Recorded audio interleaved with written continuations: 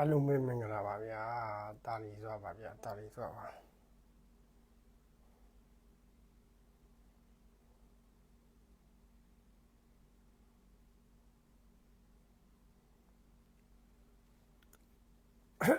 တာလီစွာပါဗျာအလုံးမင်္ဂလာပါဗျာ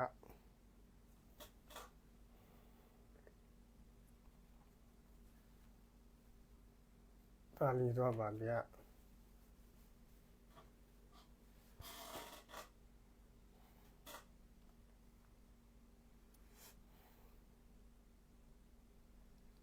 နေကောင်းပါလေဗျာနေကောင်းပါလေအလုံးမင်္ဂလာပါဗျာတာလီစွာပါဗျာ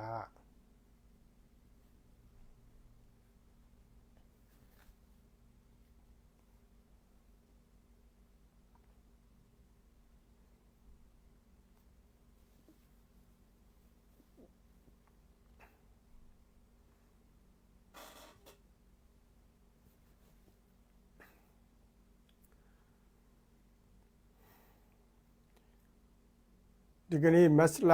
6ရက်နေ့ဒီကနေ့မတ်လ6ရက်နေ့မှာ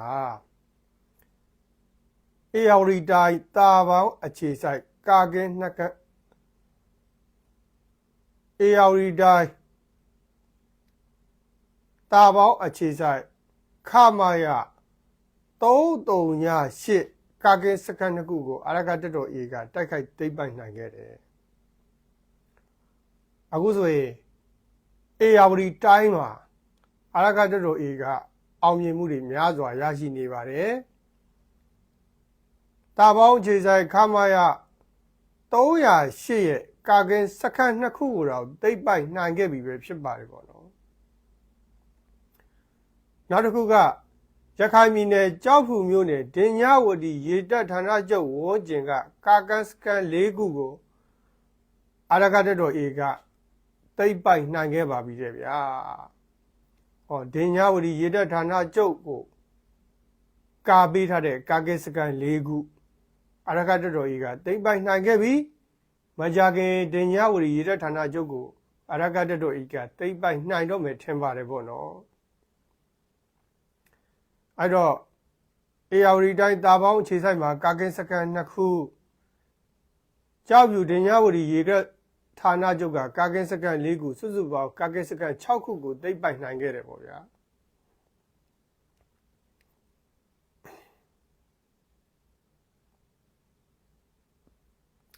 နောက်တစ်ခုကအာရကတက်တော်အေကမောင်းတော်မြို့ပေါ်မှာရှိတဲ့ခရိုနီတွေနဲ့အစိုးရရုံးတွေကိုချိတ်ပိတ်ခဲ့တယ်နော်ခရိုနီတွေနဲ့အစိုးရရုံးတွေကို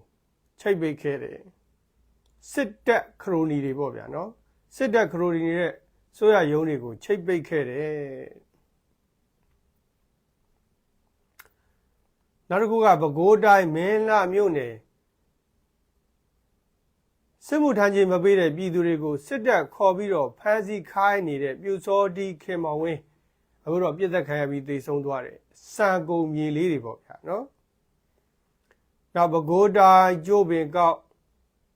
စစ်မှုထမ်းကြီးလိုက်ကောက်နေတဲ့အုပ်ချုပ်ရေးမှူးတောင်းကြည်ပြစ်ဒဏ်ခံရပြီးတော့သေဆုံးသွားတယ်နောက်တစ်ခုကကျွန်းစုမှာလည်းပဲပြူစောတိအချင်းချင်းပြစ်ခတ်ပြီးတော့သေဆုံးသွားတယ်တဲ့ဗျာနော်ပြူစောတိအချင်းချင်းပြစ်ခတ်ပြီးတော့သေဆုံးသွားတာတဲ့စိတ်တောင်မကောင်းဘူးပေါ့ဗျာနောက်တစ်ခုကကရားလို့ခေါ်တဲ့ကရင်နီတိုက်ပွဲမှာစစ်တပ်ဘက်က9ယောက်သေဆုံးတယ်လက်နက်ခဲမိကြောက်တွေကိုလည်းသိသိရရှိတယ်ပေါ့နော်ကြက်မနိုင်ကြည်မီနဲ့ရှိုးတဲ့စစ်တပ်ကတိုင်းရင်းသားလက်နက်ကန်တွေကိုမနိုင်တော့ပြည်သူတွေကိုဘုံကျဲတာပြည်သူ9ယောက်သေဆုံးတယ်အဆောက်အဦ80ကျော်ပျက်စီးဆုံးရှုံးတယ်ဗျာနောက်တစ်ခုက6ဦးမြို့နယ်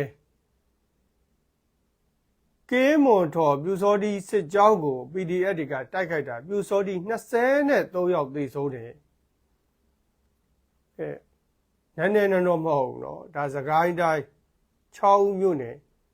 ကင်းမွန်ထော်ပြူစောတိစခန်းကို PDF တွေကဝင်ရောက်တိုက်ခိုက်တာစစ်သားနဲ့ပြူစောတိ23ယောက်တော့သေဆုံးတယ်။နောက်မကွေးတိုင်းရေစကြိုကျွန်းလယ်ကုန်းကို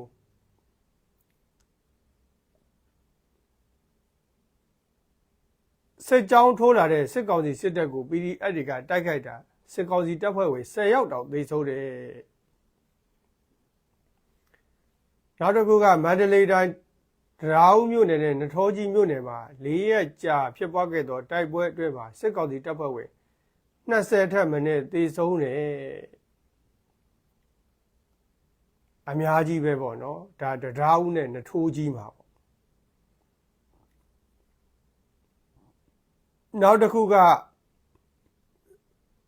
တရုတ်အလိုကျဖမ်းဆီးထားတဲ့ရာမခတိုင်းစစ်ဦးစီးချုပ်ဘုံမူကြီး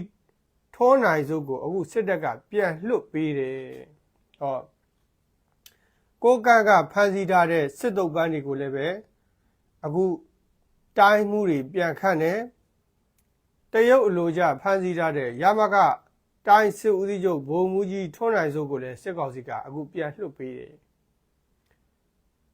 သူတို့စစ်တပ်ထဲမှာလူမှမရှိတော့တာဗျလူမှမရှိတော့တာအဲ့တော့မီးကုံရမ်းကုံရိတ်ခါကုံတက်တွင်းတပုတ်ထားလိုက်ပြီအခုအဲ့ဒီရဲ့ဓပောင်စကားဟာတော်တော်လေးနီးစက်လာပြီသူတို့မှာမီးကုံရမ်းကုံရိတ်ခါကုံလာပြီပေါ့နော်ဟောတို့မီးကုံရမ်းကုံဆိုတာကသူတို့စစ်တပ်တွေကအရာရှိတွေသူတို့စစ်သားတွေကိုပြောတာပေါ့နော်ရိတ်ခါကုံဆိုတာကပြည်သူကိုနှိပ်စက်နေတဲ့သူတို့လက်နဲ့ရိတ်ခါတွေဗျာအခုပဲကြည့်လေရင်အောင်တော်ယုံတယုံမသုံးနိုင်တော့ဘူးလေရင်တစည်းရဲ့ကုံကြစိတ်ဟာမနေဘူးပဲအခုဆိုလို့ရှိရင်လေဒီတက်ထားတဲ့ပါရာမော်တာတွေကိုသုံးပြနေရတယ်ပေါ့နော်အဲ့တော့စစ်တပ်ထဲမှာမီးကုံရက်ကုံရိတ်ခါကုံတက်တွင်းသဘုံထားလိုက်တက်တွင်းသဘုံထားဖို့ပဲကြံတော့တယ်သူတို့စစ်တပ်ကတော်တော်လေးရှုံးလာပြီဆိုရင်တော့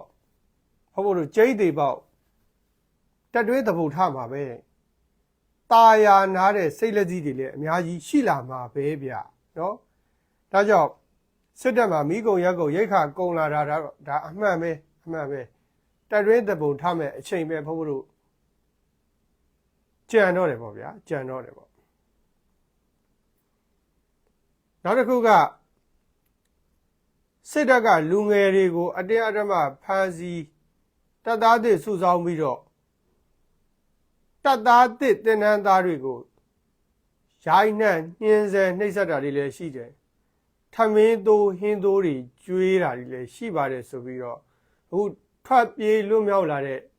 ဒါတပ်သားသစ်တွေကပြောပြတယ်ပေါ့နော်စစ်မှုထမ်းခိုင်းပြီးတော့တပ်ထဲမှာအတင်းအဓမ္မညှဉ်းပန်းနှိပ်စက်တာတွေလည်းရှိတယ်ပြီးတော့ထမင်းကောင်းဟင်းကောင်းမကျွေးဘဲနဲ့ထမင်းသိုးဟင်းသိုးတွေပဲကျွေးတာလည်းရှိပါတယ်ဆိုပြီးတော့ထပ်ပြေးလာတဲ့တပ်သားတစ်တွေကဒါဝန်ခံနေတဲ့ဗျာတော့စစ်တပ်ထဲမှာနောက်တစ်ခုကမလေးရှားနိုင်ငံကနေမြန်မာနိုင်ငံကိုအကြောင်းမျိုးမျိုးကြောင့်ခွင့်နဲ့ပြန်လာခဲ့တဲ့သူတွေအခုစစ်တပ်ကပြန်ခွင့်မပေးတဲ့အတွက်ကြောင့်နော်လေလက်မှတ်တွေလည်းရှုံးဟောအလောက်ကလည်းသူတို့ကိုလက်ခံခြင်းမှလက်ခံတော့မယ်ဥမာခွင့်10ရက်ဆိုပြီးပြန်လာခဲ့တယ်ခွင့်1လဆိုပြီးပြန်လာခဲ့တယ်အခုစစ်တပ်ကပြန်ထွက်ခွင့်မပေးဘူးပြန်ထွက်ခွင့်မပေးတော့ခွင့်ရက်တွေကြော်ကုန်ပြီလေခွင့်ရက်ကြော်တော့မလေးရှားမှာရှိတဲ့အလုပ်ရှင်ကသူ့ကိုစောက်ချင်မှစောက်တော့ပါလေနောက်တစ်ယောက်နဲ့အစားထိုးခြင်းထိုးလိုက်မှာပေါ့နော်အဲ့တော့မြန်မာနိုင်ငံကိုဒီလောက်ခက်မကောင်းတဲ့တဲကနေဘာလို့ပြန်ကြတာလဲကို့မြန်မာနိုင်ငံကြောင့်လဲကိုသိနေတာဘာကြောင့်ပြန်ကြတာလဲအဲ့တော့မလေးရှားကနေခွင့်နဲ့ပြန်လာတဲ့အလုပ်သမားတွေအခုပြန်ခွင့်မရတဲ့အတွက်ကြောင့်လေရင်လက်မှတ်တွေလဲရှုံးတထေးကအလုပ်ထုတ်ပြစ်မှလဲကြောက်နေရပါတယ်နော်အဲ့တော့မွေးပါလဲစုံသားလဲစုံပေါ့ဗျာမွေးပါလဲစုံသားလဲစုံ နိုင်ငံခြားကနေပြန်လာတဲ့သူတွေအခုပြန်ထွက်ခွင့်လည်းမရတယ်လို့ပြန်ရောက်ရင်လည်းတထေးကအလုပ်ပေးမှာမဟုတ်တော့ဘူးပေါ့နော်မွေးပါလဲစုံသားလဲစုံပေါ့နောက်မကွေးတိုင်းတာယာဝတီမြို့နယ်အုပ်ဖို့မြို့နယ်မှာလူငယ်တွေကိုစစ်မှုထမ်းပေါ်တာဆွဲနေပြီးတော့ပြည်ပရောက်လူငယ်တွေကိုစစ်မှုထမ်းပြန်လဲခေါ်ဖို့အတွက်မိဘတွေကိုရုံးကိုခေါ်ပြီးတော့အခုဖိအားပေးနေတယ်ဟောပြည်ပရောက်လူငယ်တွေကိုပြန်ခေါ်ဖို့အတွက်အခုမိဘတွေကိုရုံးခေါ်ပြီးတော့ဖိအားပေးနေတယ်ဟိုတို့မိဘပြည်သူတွေမကြောက်ကြနဲ့နော်လုံးဝမပြန်နဲ့လုံးဝပြန်လှည့်ဖို့မကြိုးစားနဲ့သူတို့မိသားစုတွေကိုချိန်ချောက်ချင်းချိန်ချောက်လိုက်မယ်လုံးဝပြန်လှည့်ဖို့မကြိုးစားပါနဲ့နော်အခုဆိုရင်စစ်တပ်ဟာပြည်ပရောက်လူငယ်တွေကိုပြန်လာဖို့အတွက်မိဘတွေကိုခေါ်ပြီးတော့ဖိအားပေးနေပြီအဲ့ဒါဘိုးဘိုးတို့လူငယ်တွေဘယ်လိုအကြောင်းကြောင့်မှမပြန်ပါနဲ့နော်ပြန်ရင်တော့အဲ့ဒါကိုယ့်အမှားပဲလုံးဝမပြန်ပါနဲ့အာဓမ္မစစ်သားစုဆောင်နေတဲ့စစ်ကောင်စီစစ်တပ်ကိုနိုင်ငံတကာကအရေးယူပေးဖို့အတွက် UNG ကတောင်းဆိုတယ်တဲ့နော်နောက်တစ်ခုက PJ နိုင်ငံကူးလက်မှတ်နဲ့ပြည်ပထွက်မဲ့အလုပ်သမားတွေကိုအဓိကကြတဲ့ OWIC ကတ်တွေထုတ်မပေးတဲ့အတွက်ကြောင့်အခုအလုပ်သမားတက်သိန်းနီးပါးဟာမြန်မာနိုင်ငံကထွက်လို့မရပါတဲ့တောင်းတင်းနေတဲ့ဒုက္ခရောက်နေစစ်တပ်ကပြည်ပထွက်ခွာခွင့်ပိတ်ထားတာဒီကနေ့နဲ့ဆို18ရက်ရှိပြီဟော PJ နိုင်ငံဥက္ကဋ္ဌနဲ့နိုင်ငံဥလက်မှတ်နဲ့အလုပ်ထွက်လို့မဲ့မြန်မာနိုင်ငံသားတသိန်းနီးပါးကို OWIC ကတ်တွေထုတ်မပေးဘူးအခုအဲ့ဒီနိုင်ငံခြားကိုထွက်ပြီးလွတ်မဲ့အလုပ်သမားတွေမြန်မာနိုင်ငံထဲမှာတောင်းတင်ပြီးတော့ဒုက္ခတွေရောက်နေကြတယ်ပေါ့ဗျာအဲ့ဒါမင်းအောင်လှိုင်ပေးတဲ့ဒုက္ခတွေအမှတ်သေးကြီးရှိကြဗျာအမှတ်သေးကြီးရှိကြနော်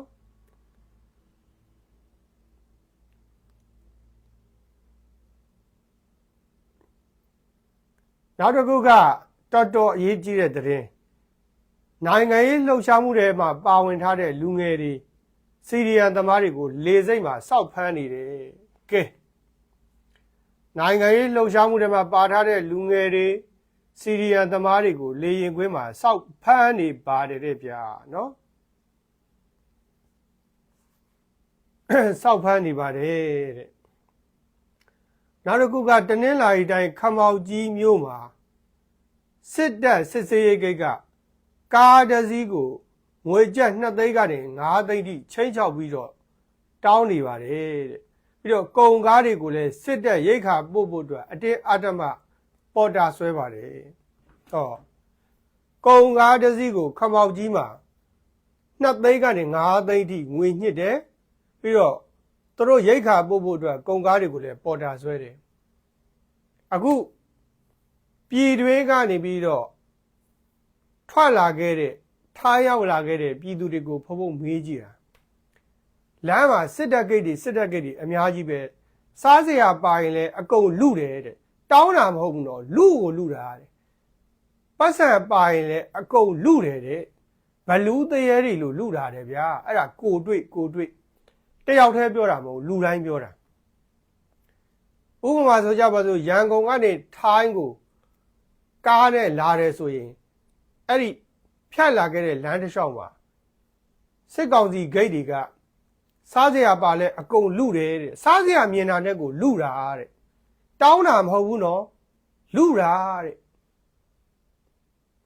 ပတ်စံမြင်လို့ရှိရင်လဲလုပါတယ်တဲ့နော်ဘလူးတရေလို့လုပါတယ်တဲ့ဗျာဒါလက်ရှိမြန်မာနိုင်ငံရဲ့အခြေအနေနော်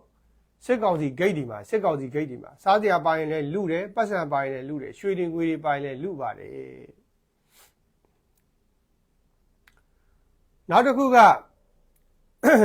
ပဲခူးတိုင်းတောင်ငူမြို့အဝင်ထီးလိုင်ကျုံးတဲ့ကို အရက်တောက်ပြီးတော့ရေဆင်းကူးတဲ့ရဲတက်ကြက်ရေနေပြီးတော့သေဆုံးသွားတယ်။အော်စံကုန်မြေလေးတွေပေါ့နော်။စံကုန်မြေလေးတွေနောက်တစ်ခုကမုံရွာမန္တလေးလမ်းပေါ်မှာခရီးသည်တွေကို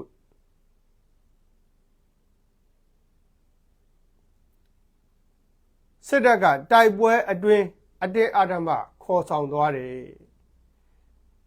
မုံရွာမန္တလေးလမ်းပေါ်မှာစစ်သားတွေကခရီးသည်တင်ကားကိုတိုက်ပွဲအတွင်းကိုအတင်းအဓမ္မမောင်းခိုင်းသွားတယ်ပေါ့နော်သူတို့လူသားတိုင်းကလှုပ်တာပေါ့ဒါဒီကနေ့ဖြစ်ပွားခဲ့တဲ့တည်င်းပေါ့နော်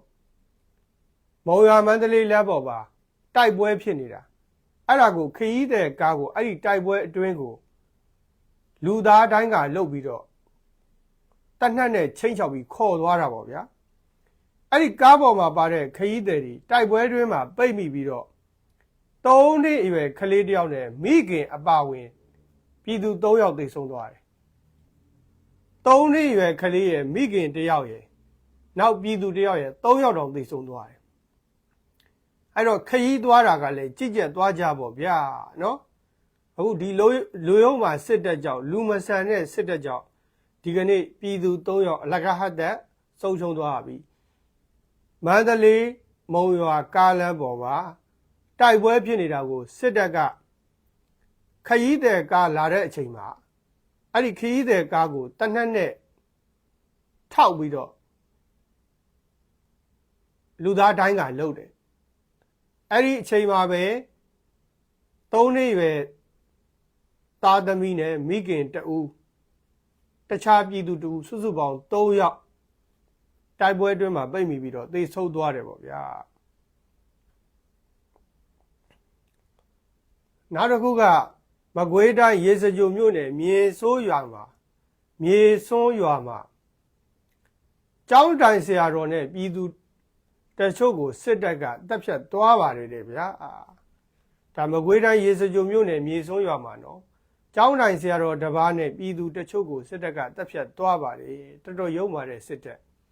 ဖျားတွေလည်းဘုံကျဲတယ်စာသင်ကျောင်းတွေလည်းဘုံကျဲတယ်ဆေးရုံတွေလည်းဘုံကျဲတယ်စစ်ဘေးရှောင်တွေလည်းဘုံကျဲတယ်ဟမ်သူတို့ဘုံမကျဲတဲ့နေရာတစ်ခုမှမရှိဘူး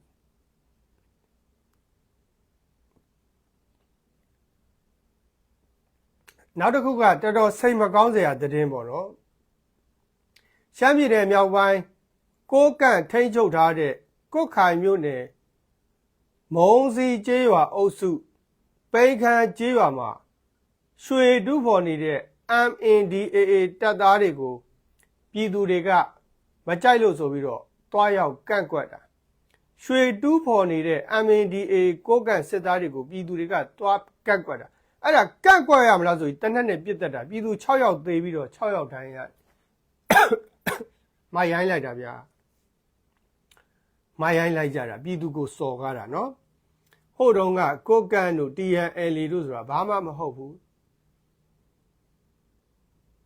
ဒီကနေ့ကိုကန့်တို့ TNL တို့ဆိုတာဘုံဘုံတို့ပြည်သူတွေထောက်ခံလို့မင်းအောင်လှိုင်ကိုတိုက်တဲ့ဘသူကိုမဆိုငါတို့ထောက်ခံတယ်ပြည်သူတွေထောက်ခံလို့အခုကိုကန့်တို့ TNL တို့ MNDAA တို့လူတလုံးသူတလုံးဖြစ်လာခဲ့ကြတယ်ပေါ့နော်အခုသူတို့လွတ်မြောက်နယ်မြေတွေလည်းရလဲရရောအခုပြည်သူတွေကိုပြန်ပြီးပြစ်တက်တဲ့အနေအထားတွေရောက်လာပြီအာဏာရှင်ဆန်တဲ့အနေအထားတွေရောက်လာဘုံကိုပြည်သူတွေခဏခဏမေးကြတယ်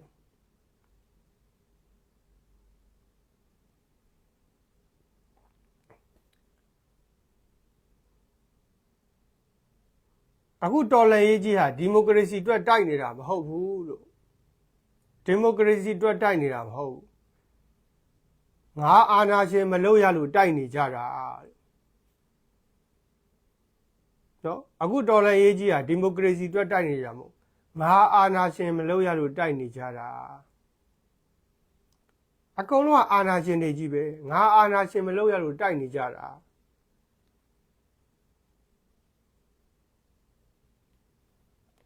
အခုကြည့်လေ MNDAA ကိုးကန့်စစ်သားတွေဘိုးတို့ပြည်သူတွေထောက်ခံမှုကြောင့် အခုတော်လှန်ရေးပါလွတ်မြောက်နေပြည်တွေအများကြီးရလာတယ်အဲ့တော့ပြည်သူတွေရဲ့သဘောဆန္ဒမတူဘဲနဲ့ဒါပြည်သူပိုင်နေရာတွေမှာရွှေတူးဖော်ရေးတွေလုပ်တယ်အဲ့တော့ကိုပြည်သူတွေကကန့်ကွက်တယ်ကန့်ကွက်ရမလားဆိုပြီးတနက်နဲ့ပြစ်တက်တာ6ယောက်သေးပြီးတော့6ယောက်တယ်ဘလောက်ယုံမာလိုက်လဲဗျာဘလောက်အကြက်ဖက်လိုက်တယ်နော်ဒါတော်တော်စိတ်မကောင်းစရာပဲပြည်သူဆိုတာလက်နက်မပါပါဘူးဗျပြည်သူဆိုတာတရားမျှတမှုကိုလိုချင်တာအမှန်တရားကိုလိုချင်တာပေါ့နော်ဒါတော်တော်ကြောက်စရာကောင်းတယ်တော်တော်ကြောက်စရာကောင်းလက်နက်ကင်ကြီးမြန်မာနိုင်ငံမှာအင်အားကြီးသွားရင်တော်တော်လေးလူပါဝါကြတယ်နော်လက်နက်ကင်ကြီးအင်အားကြီးသွားရင်တော်တော်လေးလူပါဝါလက်နက်ကင်တာဘယ်ကောင်းမှမကောင်းဘောအခုလက်နက်ကင်ဘသူ့ကိုကြိုက်လဲဆိုရင်တော်လှန်ရေးမှာအရေးပါနေလို့သာဖိုးတို့ကထောက်ခံနေတာမင်းအောင်လှိုင်ကိုတိုက်လို့သာထောက်ခံနေတာလက်နက်ကင်မှန်တယ်ဘယ်သူမှမကြိုက်ဘူးနော်ဖိုးတို့လက်နက်ကင်ထားရင်ဘယ်သူမှမကြိုက်ဘူးအေးလည်းမကြိုက်ဘူး KIA လည်းမကြိုက်ဘူးဘာကောင်းကြီးမှမကြိုက်ဘူးလက်နက်ကင်တဲ့လမ်းစဉ်ကိုဖိုးကကြိုက်ကိုမကြိုက်တာအဲ့လက်နက်ကင်ပြီဆိုရင်အနိုင်ကျင့်ကြတာပဲလက်ထဲမှာလက်နက်ကလေးများကင်ထားပြီဆိုရင်အကုန်လုံးကအနိုင်ကျင့်ကြတယ်ဒါကြောင့်လက်နက်ကင်မှန်တယ်ဗျဖိုးအကုန်မုန်းတယ်ဘယ်လက်နက်ကင်မှမကြိုက်ဘူးတော်လှန်ရေးလုံးနေလို့သာမဲအောင်လိုက်ကိုတိုက်နေလို့သာဖိုးကဒီလက်နက်ကင်တွေကိုထောက်ခံနေတာပေါ့နော်ကြိုက်လားဆိုလုံးဝကိုမကြိုက်ပါဘူးဘာဖြစ်လို့လဲဆိုတော့လက်နက်ကလေးများလက်ထဲမှာရောက်သွားပြီဆိုလို့ရှိရင်သွေးကနှစ်ထလင်ရောက်ပြီးတော့အာနာရှင်ဆန်လာကြတယ်ပေါ့ဗျာနော်ဘူကြလာကြတယ်အနိုင်ကျင့်လာကြတယ်ဒါကြောင့်ဖုံလက်နက်ကင်လမ်းစဉ်ကိုမကြိုက်ပါဘူးမကြိုက်ပြင်မဲ့လည်းအခုမင်းအောင်လိုင်းပြုတ်ကြရေးအတွက်လက်နက်ကင်လမ်းစဉ်ကိုထောက်ခံတယ်ဒါပေမဲ့လက်နက်ကင်လမ်းစဉ်ကိုကြိုက်သလားဆိုတော့လုံးဝမကြိုက်ပါဘူးလက်နက်ကင်လမ်းစဉ်ဟာလက်နက်မရှိတဲ့ပြည်သူကိုအနိုင်ကျင့်တယ်တော့စော်ကားတယ်ပေါ့နော်နောက်တစ်ခုကရှမ်းပြည်နယ်အရှေ့ပိုင်းမိုင်းဆတ်မြို့ပေါ်မှာရဲတွေပြူစောတီးတွေစစ်သားတွေကဝန်ထမ်းရောင်ဆောင်ပြီးတော့ကျောင်းသားလူငယ်တဦးရဲ့ဆိုင်ကယ်ကိုလူရက်ပါတယ်နော်ကျောင်းသားလူငယ်တယောက်ရဲ့ဆိုင်ကယ်ကိုဒါမိုင်းဆတ်မြို့ပေါ်မှာလူရက်တာလက်ရှိမိုင်းရယ်တို့မိုင်းဆတ်တို့တာချီလိတ်တို့ဆိုတာကစစ်ကောင်စီအုပ်ချုပ်တဲ့နေမြေတွေဘယ်တိုင်းသားမှမသိရသေးတဲ့နေမြေတွေတန့်ရန်မိုင်းရယ်မိုင်းဆက်တန့်ရန်မိုင်းရယ်မိုင်းဆက်တာချီလိတ်ဆိုတာဒါဘယ်တိုင်းသားမှမသိရသေးတဲ့နေမြေတွေပေါ့နော်အဲ့ဒီနေမြေတွေမှာစစ်သားတွေရဲတွေပြူစောတိတွေကကျောင်းသားလူငယ်တယောက်ရဲ့ဆိုင်ကယ်ကိုလူရက်ပြီးတော့ထွက်ပြေးတယ်ဓမြတိုက်တယ်ခိုးစုလူရက်တွေလုပ်တယ်နောက်တစ်ခုကမိုင်းဆက်ထောင်မှုအကျဉ်းသားများထံကနော်ငွေညှစ်တယ်ရန်ပြည်နယ်ရှေ့ပိုင်းမိုင်းဆက်အကျဉ်းထောင်မှာထောင်မှုမျိုးစော်ကထောင်ကြတဲ့အကျဉ်းသားတွေကိုနှိပ်စက်ပြီးတော့မိသားစုတွေစီကငွေညှစ်တယ်အကျဉ်းချနေတဲ့ထောင်သားတွေကိုနှိပ်စက်ပြီးတော့မိသားစုတွေကငွေညှစ်တယ်အဲ့ဒါထောင်မှုမျိုးစော်ပေါ့နော်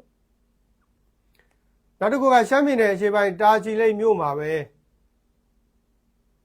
လွဲစတုံအောက်ရွာနဲ့ရန်ခေါင်ရွာသွားတဲ့ကားလမ်းပေါ်မှာကုန်းစုံဆိုင်တစ်ဆိုင်ကိုတနက်ကင်လူ3ယောက်ကဓမြတိုက်ပြီးတော့ကားနဲ့ငွေတွေကိုလူယူသွားတယ်ဟော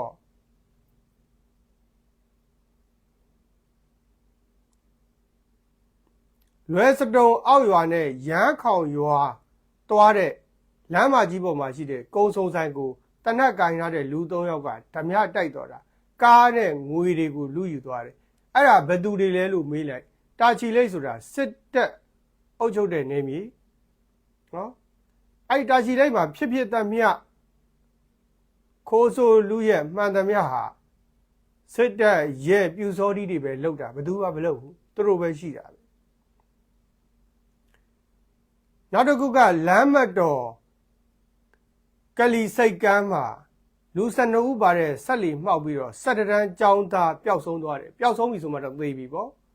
ဒါဆက်လီမှောက်တာပေါ့နော် ဟိုတလောကလည်းပဲအဲ့ဒီရန်ကုန်မြို့ထဲမှာဆက်လီမှောက်တာကျောင်းသားလေးတွေအများကြီးသေသွားတယ်ပေါ့နော်အခုလည်းပဲလူ12ယောက်ပါတဲ့ဆက်လီမှောက်ပြီးတော့17တန်းကျောင်းသားသေဆုံးတယ်အမှန်ဆိုရင်ဖုတ်ဖြစ်စေချင်တာကလေမြန်မာနိုင်ငံကအတိတရားမရှိတာလားခင်မမိတာလားမသိဘူးလှေတွေပေါ်မှာအတက်ကဲအင်ကြီးတွေထားတဲ့တယ်ပေါ့နော်ထားတဲ့တယ်လှေမောက်ရင်တော့မှအတက်ကဲအင်ကြီးတွေတဲ့ဘာမှမဖြစ်နိုင်ဘူးပေါ့နော်ဒါတွေဟာဖုတ်တို့တကယ့်ကိုလုံးရမယ်အလုပ်တွေပေါ့နော်လုံးရမယ်အလုပ်တွေဒလဟိုဘက်ကနဲ့ဒီဘက်ကဖယ်ရီဆွဲစားပြီးဆိုတဲ့ကွာအဲ့ဒီဆက်လီပေါ်မှာဘုန်းတို့အတက်ကဲအင်ကြီးတွေထားကိုထားပေးရမယ်ပြီးတော့ဝတ်ကိုဝတ်ခိုင်းရမယ်ပေါ့အခုလိုလှေမောက်တဲ့အခါမှာအတက်ကဲအင်ကြီးတွေမပါတော့လူတွေအသက်မဆုံးရှုံးသင့်မှနဲ့ဆုံးရှုံးရတယ်ပေါ့နော်ဒါတွေဟာအသိဉာဏ်မရှိတာတွေပေါ့နော်အသိဉာဏ်မရှိတာနောက်တစ်ခုကဖတ်အံမှာဒုတိုင်းမူကိုယ်တိုင်ထိုင်းကကုံနေတင်လာတဲ့ရင်အစီး300ကျော်ကိုတောင်စစ်တပ်ကဖမ်းဆီးတယ်ဒုတိုင်းမူကိုယ်တိုင်ဖမ်းဆီးတာနော်ဖတ်အံဒုတိုင်းမူကိုယ်တိုင်ဥဆောင်ပြီးတော့ဖတ်အံမှာဒုတိုင်းမူကိုယ်တိုင်ဥဆောင်ပြီးတော့ရင်အစီး300ကိုထိုင်းနိုင်ငံကကုံနေတင်လာတဲ့ရင်အစီး300ကိုဖမ်းဆီးပစ်တယ်ဘလောက်တောင်လူဘာဝသလဲဆိုမြန်မာနိုင်ငံမှာအခုကုံနေလဲရှားပါလာတယ်ကုန်စည်တွေလည်းကြီးလာတယ်အဲ့ဒါဒီကောင်တွေကြောက်ပဲ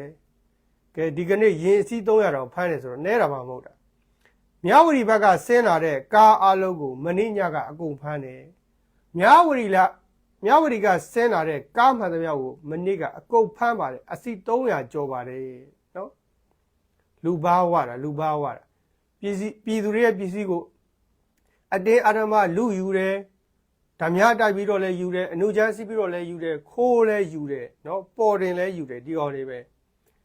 နောက်လျှက်စစ်မီးမမှန်သဖြင့်အီဝီကားများကိုဝယ်ထားတဲ့ပြည်သူတွေက300ကြီးအရှုံးခံပြီးတော့အခုပြန်လဲရောင်းချနေ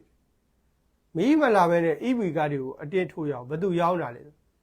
မဲအောင်လိုင်းရဲ့တာသမီတွေပေါ့ခေသီရီတန့်ဖို့တို့အောင်ပြည့်စုံတို့နော်အီဝီကားတွေကိုရောင်းတာအဲ့ဒီအီဝီကားတွေကိုဘယ်သူရောင်းအောင်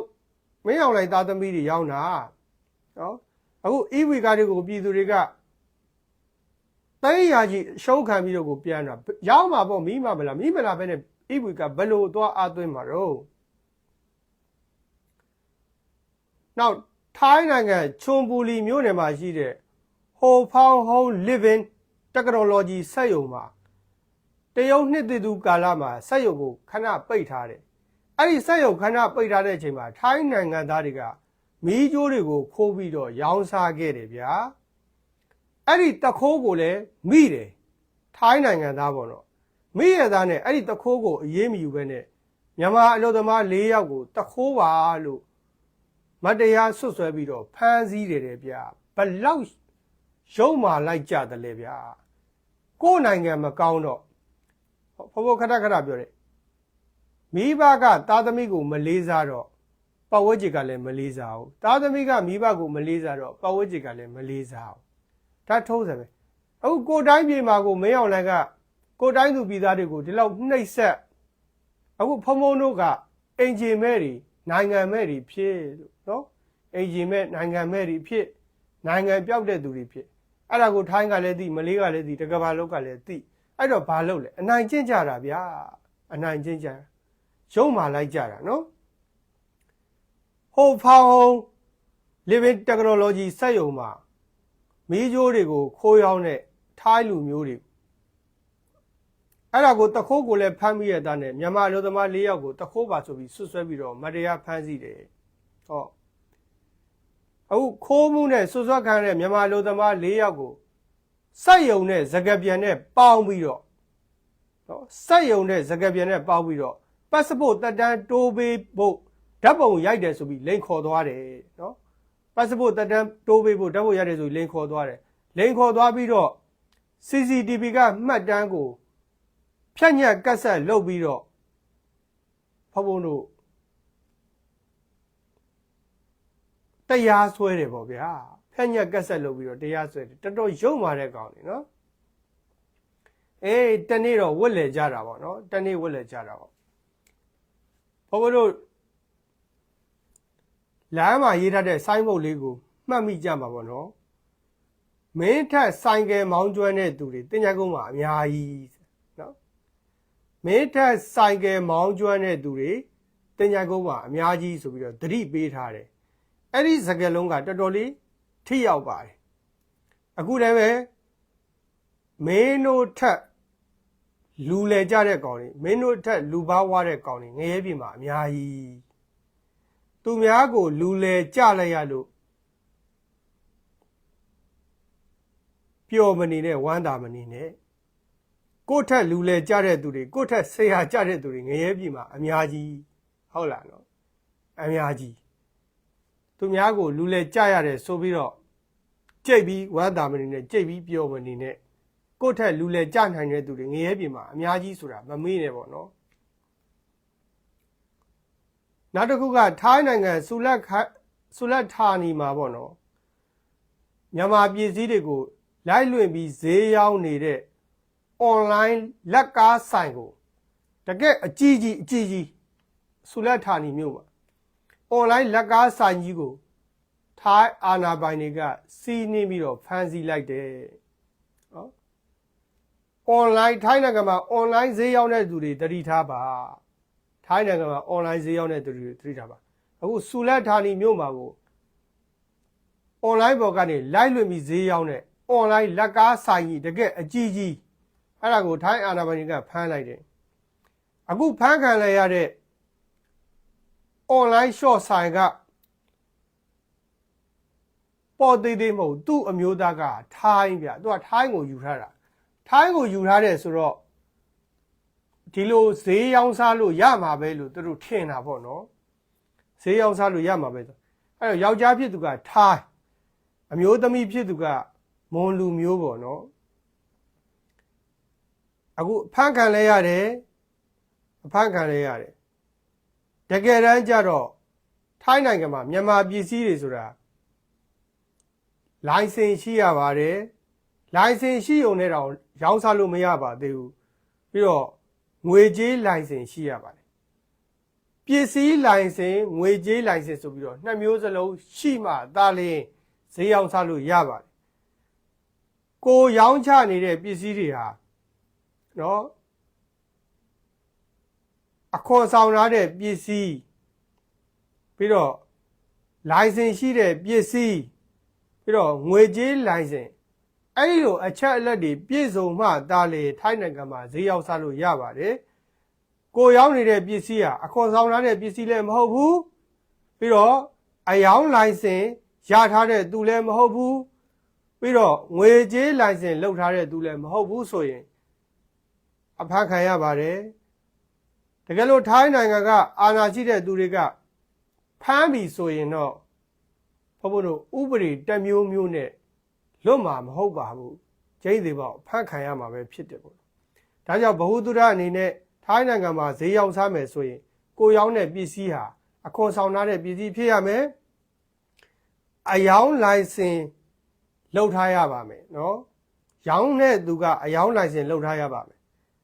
ပြီးတော့ငွေကြေးလိုင်စင်လည်းလုပ်ထားရပါမယ်အယောင်းလိုင်စင်ငွေကြေးလိုင်စင်မရှိဘဲနဲ့ထိုင်းနိုင်ငံမှာဈေးရောင်းစားလို့မရပါဘူးပေါ့နော်နောက်တစ်ခုကထိုင်းနိုင်ငံကချနပူရီမှာတရားမဝင်ဝင်လာတဲ့မြန်မာနိုင်ငံသား30နီးပါးဒီကနေ့ဖမ်းဆီးခံရရတယ်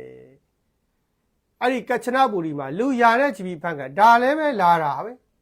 ဒီလောက်ဖမ်းခံနေရလဲလာတာပဲဟုတ်တော့တခြားလမ်းကပြောင်းလာလို့မရဘူးလားဖို့ကအဲ့ဒီလိုဆိုလိုချင်တာပေါ့နော်ဒီလမ်းကနေ့စဉ်တိုင်းဖမ်းနေတာသိရတာနဲ့ဘာလို့ဒီလမ်းကကြီးပဲလာနေရတာတခြားလမ်းပြောင်းလာလို့မရဘူးလားအဲ့လိုမေးစရာရှိတာပေါ့နော်အဲ့တော့ဖမ်းမှန်းသိရတာနဲ့ဒီလမ်းကလာတာဆိုတော့တတ်ကိုဖမ်းရအောင်ဖမ်းခံရအောင်ပွဲသားတွေကလောက်တာပေါ့ဗျာဟုတ်တယ်မလားနောက်တစ်ခုကအိန္ဒိယနိုင်ငံနေဖြင့်ဖမ်းဆီးရရှိသောမြန်မာနိုင်ငံသားများကိုစစ်ကောင်စီထံပြန်ပို့နေခြင်းမှာသေတွင်းထဲကိုပို့သည့်သဘောဖြစ်နေ၍လူသားချင်းစာနာထောက်ထားဖို့ ကိုညီဆောက်ရှောက်ပေးဖို့ UNG ကမြစ်တာရက်ခံတယ်တဲ့နော်နောက်တစ်ခုကကော့ဆမွေကျွန်းမှာကော့ဆမွေမြို့မှာမြန်မာအလုပ်သား100ကိုလိုင်းကန်ထက်ထိဝင်ပြီးတော့ကိုစစ်ဆေးခဲ့တယ်ဗျာအိမ်တကားခောက်ပြီးတော့ကိုစစ်ဆေးတာအခန်းတကားခောက်ပြီးတော့ကိုစစ်ဆေးတာမြန်မာနိုင်ငံသား100ကိုဒါကော့ဆမွေမှာဖြစ်သွားခဲ့တဲ့သတင်းတော်တော်ကိုကြီးကျယ်တဲ့သတင်းပေါ့နော်မြန်မာတွေနေတဲ့အခန်းတွေကိုတကားခောက်ပြီးတော့ကိုစစ်ဆေးတာအလုပ်သမား100အဲ့ဒီအလုပ်သမား100တဲ့က19ဦးကိုစီးကိုစစ်လိုက်တဲ့အချိန်မှာ3ယောက်မှာမူရည်စေဝါသုံးဆွဲထားတာကိုတွေးရှိတယ်တဲ့နော်အဲ့ဒါကော့ဆမွေရဲစခန်းမှာတရားပွင့်မူရည်စေဝါသုံးဆွဲမှုနဲ့အခုအမှုဖွင့်ခံလိုက်ရတယ်ဗျာကို့မြန်မာတွေဒါမလိမ္မာတာနော်ဒီလောက်သူများနိုင်ငံမှာဒီလောက်စစ်ဆေးတောင်းကျမ်းနေတာတောင်မှကောင်းကောင်းမနေကြဘူးမူရည်စေဝါတွေသုံးဆွဲကြတယ်ဒါမူရည်စေဝါသုံးဆွဲတာအဆိုးဆုံးပဲဟမ်ဒီလောက်ကိုယ်နိုင်ငံခကြီးပြက်ကိုယ်နိုင်ငံဒုက္ခရောက်သူများနိုင်ငံကိုလိမ့်လိမ့်မနေကြပါလားဘာလို့မူရည်စေဝါတွေသုံးဆွဲကြတယ်အဲ့ဒီကော့ဆမွေကျွန်းမှာအခန်းတကားခောက်ပြီးတော့နော်အစစ်ဆေးခံရတဲ့အခုဖြစ်ရက်ကမြန်မာတွေစုလို့တဲ့ညဘက်ဆိုရင်အုပ်စုလိုက်အပြင်ထွက်ပြီးတော့သွားကြတယ်အဲ့ဒါထိုင်းပြည်သူတွေကကြောက်လို့ဆိုပြီးတိုင်တာနော်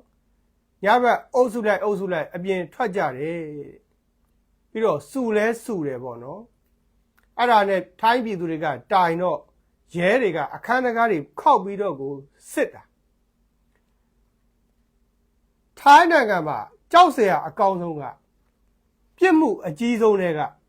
တစ်ခုပါတယ်ပြစ်မှုအကြီးဆုံးတွေစုတာထိုင်းကစုတာမကြိုက်ဘူးသူတို့လည်းမစုဘူးသူများစုတာလည်းမကြိုက်ဘူးအဲ့ဒါသတိထားကြထိုင်းနိုင်ငံရောက်ပြီဆိုရင်လေကြောက်စရာအကောင်းဆုံးကအဲ့ဒါစုတာမြန်မာတွေရှိတဲ့နေရာဆိုထိုင်းနေမနေကြတော့စုလို့ဆိုပြီးထွက်ပြေးကုန်ကြသူတို့ကစုတာမကြိုက်ဘူးသူတို့လည်းမစုသူများစုတာလည်းမကြိုက်အေးစုပြီးဆိုရင်အဲ့ဒါရဲတိုင်တယ်ရဲတိုင်ပြီးဆိုရဲကအဲ့ဒီလူတွေကိုနော်လာပြီးတော့စစ်ဆေးတယ်စစ်ဆေးပြီးတော့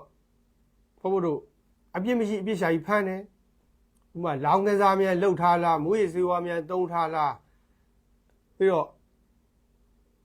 အထောက်ထားတွေရှိသလားမရှိဘူးလားအမျိုးစစ်ဆေးတယ်ပေါ့နော်စစ်ဆေးတယ်ဒါကြောင့်သတိထားကြသူတို့ထိုင်းနိုင်ငံမှာစုတာမကြိုက်ဘူးဆိုရင်အတိုင်ခံရတယ်နော်အတိုင်ခံရတယ်အခုကော့ဆမွေမှာဒါအလုပ်သမား100စစ်ဆေးခံရတယ်အဲ့ဒီ100တဲ့ကမှမွေးစေဝါသုံးဆွဲထားတဲ့3ယောက်ကိုအခုအမှုဖွင့်ခံထားလိုက်ရပြီပေါ့နော်ကြံတဲ့သူတွေကတော့ဒါအဖမ်းမခံလဲရဘူးပေါ့နော်အထောက်ထားတွေပြည့်စုံနေတဲ့အတွက်ကြောင့်ဒါကြောင့်အထောက်ထားတွေဘယ်လောက်ပဲပြည့်စုံထိုင်းနိုင်ငံမှာမစုကြပါနဲ့မွေးစေဝါတွေမသုံးဆွဲကြပါနဲ့စုတာနဲ့မွေးစေဝါသုံးဆွဲတာဒီဒါထိုင်းနိုင်ငံမှာတော်တော်လေးအပြစ်ကြီးတယ်ပေါ့နော်တော်တော်လေးအပြစ်ကြီးပါတယ်နောက်တစ်ခုကပါကစ္စတန်နိုင်ငံမှာအသေးခံဘုံခွဲတဲ့အတွက်ကြောင့်အနည်းဆုံးလူ9ယောက်သေဆုံးတယ်အများအပြားဒဏ်ရာပါကစ္စတန်တို့အာဖဂန်နစ္စတန်ဆိုတာတကယ်အကြမ်းဖက်တွေပေါ်များတဲ့နိုင်ငံတွေဗျာနော်တော်တော်ကြောက်စရာကောင်းတယ်နောက်တစ်ခုကအင်ဒိုနီးရှားမှာနှွေးခေါင်ကြီးမိုးသည်ထန်ရွာသွန်းမှုကြောင့်လူထောင်ပေါင်းများစွာနေရာပြောင်းကြ